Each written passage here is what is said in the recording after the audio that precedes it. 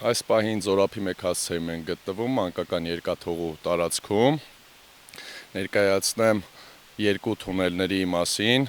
այնտեղ թամանյանական երկու թունելներ կան, որ նախագծել է Թամանյանը, այդ երկու թունելները նախատեսված են եղել Հրազդանի կիրճի մաքուր օդը կենտրոն համայնք տեղափոխվելու համար, ժամանակ հետո այդ ճանապարհները դարձել են մանկական երկաթուղու գլխավոր ճանապարհները, որը այս պահի դրությամբ փակ է, մանկական երկաթուղին 1936 թվականին Աղասի Խանջյանի կողմից, Կենտկոմի առաջի քարտուղարի կողմից նախատեսվել է, որ մանկական երկաթուղի պետք է կառուցվի, իսկ գլխավոր ճարտարապետ է նշանակվել Միքայել Մազմանյանը, մեկ տարվա շրջանում պետք է կառուցեին մանկական երկաթուղին, բայց շինարարների լավ աշխատանքի արդյունքում 8 ամսվա ժամանակահատվածում կառուցվեց մանկական երկաթուղին, շինարարների ջանասիրության արդյունքում կառուցվեց այս մանկական երկաթուղին, որը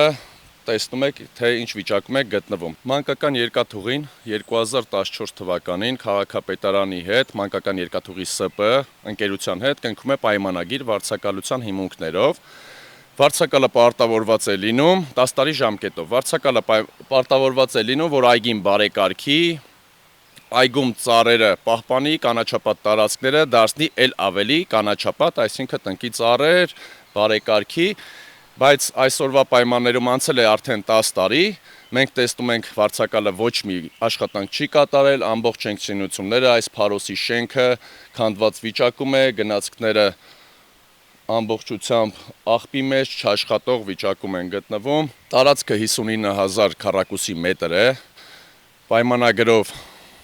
քառակուսի մետրը տրվել է վարձակալությամբ 14 դրամով, կոպեկներով այս այգու տարածքը տվել են վարձակալության մանկական երկաթուղի ՍՊ-ին եւ 2014 թվականից այգու գումարը։ Այո, միջև ավարտը նաեւ ներկայացնեմ, որ հունիսի 15-ին 4 օրից լրանում է այդ վարձակալի պայմանագիրը։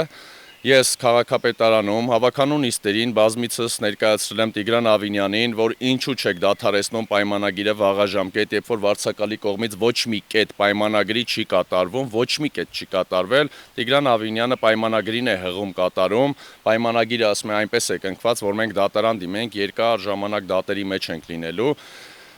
Ես էլ առաջարկեցի, իհարկե պետք է դիմեք դատարան, որովհետև մյուս հաջորդ վարձակալը պարտավոր չէ գործող այս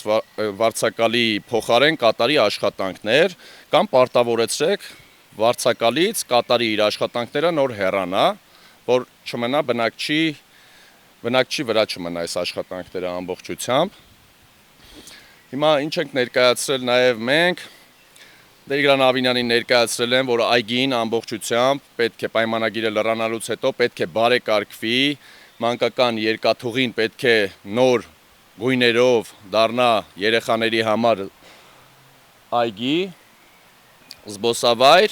նաև հաշվի առնելով այստեղ տեսակ աստիճանակաճաղավանդակները քանդված վիճակում էր, հաշմանդամների համար նախատեսված ոչինչ այստեղ գոյություն չուներ, նաև հաշվի առնելով մեր երկրում ստեղծված իրավիճակը, հաշմանդամների թիվը մեծացել է մեր երկրում, այս այգին պետք է բարեկարգվի, ժամանակակից ատրակցիոններ բերվի, լուսավորություններ, կանաչապատումը մեծացվի, ճանապարհները նորոգվի, դառնա ժամանակակից մանկական երկաթուղի, նաև մեր քաղաքացիներին ուզում եմ ներկայացնել, շատերը կարծում եմ տեղյակ չեն, որ այս այգին պայմանագրով նաև նախատեսված է եղել Խաչատուր Աբովյանի անվան զբոսայգի է, իր անվանումը մանկական երկաթուղի բոլորիս մոտ տպավորված է, բայց իրականում դա Խաչատուր Աբովյանի անվան մանկական զբոսայգի է, սա պատմության մեջ պետք է լինի հուշարձանային համալիր, սա հուշարձանային համալիր է, մեր պատմության մի մասն է մանկական երկաթուղին,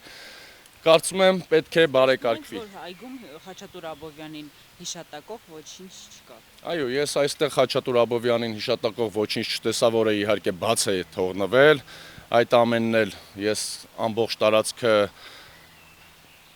զննել եմ, տեսել եմ, որ Խաչատուր Աբովյանին հիշեցնող պայմանագրի մեջ գրվածից բացի ոչինչ չկա եւ մեր քաղաքացիները անտեղյակ են այդ ամենից, դա էլ պետք է իհարկե ժողովրդին հասանելի լինի, վերակառուցումից հետո պետք է շատ աշխատանքներ այստեղ կատարվեն, թե ճարտարապետների մասով, թե Աղասի Խանջյանի մասով, թե Միքայել Մազմանյանի գլխավոր ճարտարապետի մասով, նախագծողների, հեղինակների հետ կապված ամբողջ այգին պետք է ունենա իր ուրույն դերը, նշված անձինք պետք է իրենց անկյունը ունենան այստեղ։ Պարոն Սարգսյան, ինչպես եք տեսնում այգու վերակառուցումը, ինչ մեթոդներով, ինչ լուծումներով։ Նախ այգու վերակառուցումը տեսնում եմ պայմանագիրը դադարեցնելուց հետո պատասխանատվության ենթարկել նշված վարձակալին, որը չի կատարել, որոշակի գումարի չափ պարտավորեցնել, որ ներդրում կատարի այստեղ, բայց ինքը դերակատարում չպետք է ունենա զուտ գումար տրամադրելու մասով եւ պայմանագիրը պետք է թարմացվի, խստացվի։ Մեր Երևանում պայմանագրերը շատ բարձր թողի վիճակում են կնքվում վարձակալների հետ։ Պետք է խիստ լինի պայմանագիրը եւ գումարը 14 դրամով կոպեկներով չտան վարձակալության եւ ներդրողները պետք է ներկայացնենք այնպիսի նախագիծ, որ ներդրողները ուրախությամբ գան եւ ստեղծեն այդ մեր երազանքների մանկական երկաթուղին։ Մտավախություն չկա, որ հաջորդ վարձակալը ոչ թե մանկական տարածք կսարքի, այլ կարող է հյուրանոցներ, ինչպես շատ դեպքերում է լինում, ռեստորաններ եւ։ Տեսեք, մտավախություն այո միշտ կա, չնայած այն հանգամանքին, որ Տիգրան Ավինյանը բազմիցս հավաքանունիստերին հնչեցրել է թե իր անունից, թե կառավարության անունից, որ կառավարությունը եւ քաղաքապետարանը մերժել են մի ընկերության, որ դիմել են այստեղ հյուրանոցային համալիրներ նմանատիպ ծրագրերով իրանք դեմ են ամբողջությամբ։ Տիգրան Ավինյանը նաև խոսում էր ֆլորայից, ֆաունայից, ասում էր ֆլորան ենք հաշվել, ֆաունան ամբողջը ունեն։ Հիմա պետք է հատուկ գոտի, Հրազդանի ամբողջ կիրճը պետք է հատուկ նշանակությամբ գոտի սահմանել։ Դրանից հետո նոր անցնենք մանկական երկաթուղուն։ Ես կարծում եմ, ես թույլ չեմ տալու Տիգրան Ավինյանը խափի, այսպես ձևակերպեմ, խափի եւ այլ նպատակներով օգտագործի մանկական երկաթուղին եւ նաեւ Հրազդանի մնացած կիրճի մյուս մասերը։ Այս այգին ստիպելու ենք, որ մանկական երկաթուղին վերականգնվի։ Այլ նպատակային նշանակության չպետք է օգտագործվի այստեղը։ 1936 թվականին, երբ այս այգին կառուցվում էր, այստեղ նախատեսվել էր կառուցել ծիծաղի սրահ եւ կառուցվեց այդ ծիծաղի սրահը։ Հիմա նորօրյա ժամանակաշրջանում Երևանում ամբողջ այգին դարձել է ծիծաղի սրահի։ Մեր քաղաքացիների իհարկե դա ամոթալի է, բայց ծիծաղի սրահ է դարձել ամբողջ 59000 քառակուսի մետրը։ Պարոն Սարգսյան, այստեղ արդյոք